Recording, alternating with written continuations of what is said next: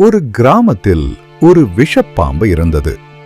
யாரேனும் அதன் அருகில் வந்தாலே அது கடித்துவிடும்.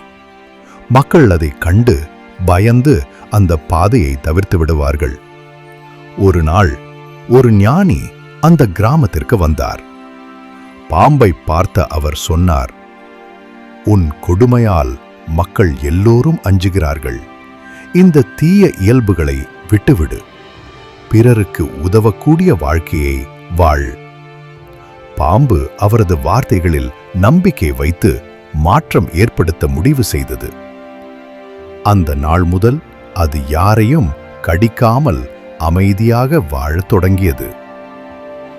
ஆனால் சில நாட்களிலேயே அதன் மாற்றத்தை மக்கள் கவனித்தனர்.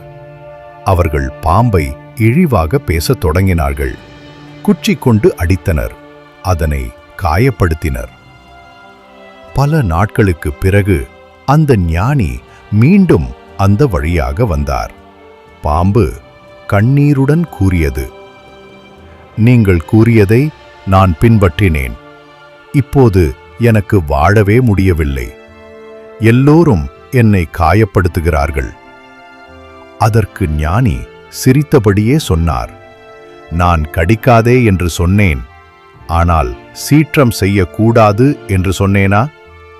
யாராவது உன்னை காயப்படுத்த முயன்றால் குறைந்தபட்சம் எச்சரிக்கையாவது தர வேண்டாமா?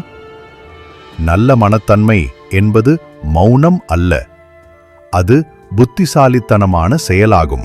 நாம் நல்லவர்களாகவும் பரிவுள்ளவர்களாகவும் இருக்க வேண்டும். ஆனால் பலவீனமாக இருக்கக்கூடாது. பிறர் தீங்கு செய்ய முயன்றால் நாம் தவறில்லாமல் புத்திசாலித்தனமாக தற்காப்பு செய்ய வேண்டும்.